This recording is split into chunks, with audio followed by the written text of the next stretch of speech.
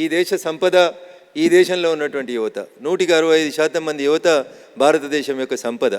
ఈ సంపద ప్రస్తుతం ప్రపంచానికి మార్గదర్శనం చేసేంత గొప్పగా ఎదిగింది.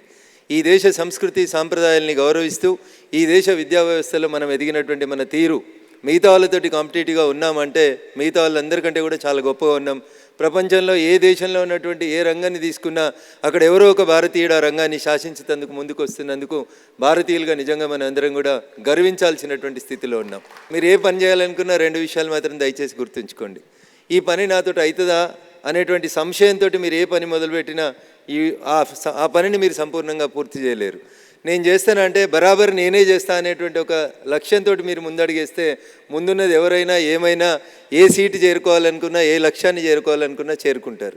అవుతుందంటే అయిపోయినంటే పొరపాటున కూడా కాదు మీతోటి. ఆ సంశయం ఎప్పుడైతే మీ మదిలో వస్తుందో అది కానే కాదు. నేను మాత్రమే చేయగలుగుతాను అని అనేటువంటి విశ్వాసం మీ లోపల ఉంటే మీరు దేన్నైనా చేయగలుగుతారు, ఎవరినైనా ఢీకొట్టగలుగుతారు, ఏ రంగంలోనైనా నెంబర్ 1కి ఎదగలుగుతారు. First if you want to start any new entrepreneurship or any new college or any new institution or any, ఇందాక ఒక మిత్రులు వచ్చి ఆర్గానిక్ వ్యవసాయం చేస్తూ ఉన్నాం మేమని చెప్పినారు.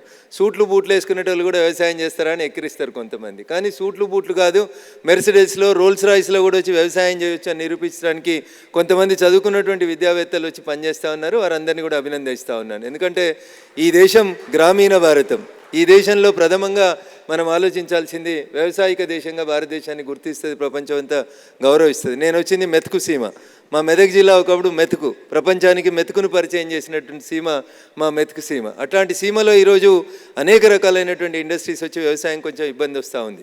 రేపో మాపో అది మాకు రాదా అంటే తప్పకుండా వస్తుంది. హైదరాబాద్కి వస్తుంది, భాగ్యనగరానికి వస్తుంది, జిల్లాలలో కూడా వస్తూ ఉంది. ఓన్లీ ద థింగ్ మనం ఎంత ఎదిగినా, ఏం చేస్తూ ఉన్నా, ఏ స్థానానికి ఎదుగుతూ ఉన్నా, మీకు అందరికీ నేను సవినయంగా ఒక సైన్స్ టీచర్గా చెప్పేటువంటి ఒకే ఒక appeal, don't break the ecology. Ecological imbalance వైపు మీరు అడుగులేస్తే మీరు బాగుండడం కోసం మీరు చేస్తున్నటువంటి పని ప్రకృతిని, పర్యావరణాన్ని విధ్వంసానికి గురి చేస్తే భవిష్యత్తులో మిగిలేది ఏముంటుందంటే ఏముండదు. 1917లో టిఆర్ మాల్తూస్ అనే ఒక రష్యన్ ఎడ్యుకేషనిస్ట్ ఒక మాట చెప్తాడు. ఏం చెప్తాడంటే 2 into 2 4 అవుతా ఉన్నాం, 4 into 4 16 అవుతా ఉన్నాం, 16 into 16 326 అవుతా ఉంది. The ratio in which the population is increasing.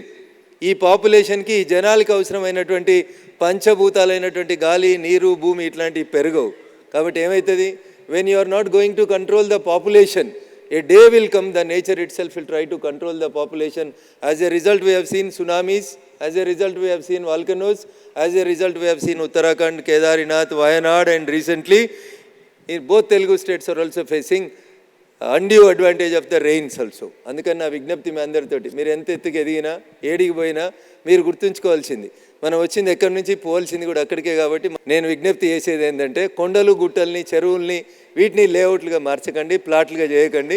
Ecological imbalance జరిగితే, ప్రకృతి విధ్వంసం వైపు మనల్ని నెట్టేస్తే చివరికి మనకు మిగిలేది ఏముండదు. కేదార్నాథ్లో నేను చూసినాను చాలామంది భక్తులు శివునికి చాలా పూజలు చేస్తారు. శివుడు ఆజ్ఞ లేకపోతే చీమ కూడా గుట్టదు అని చెప్తారు. చాలా గొప్ప భక్తితోటి కేదార్నాథ్కి పోయినారు.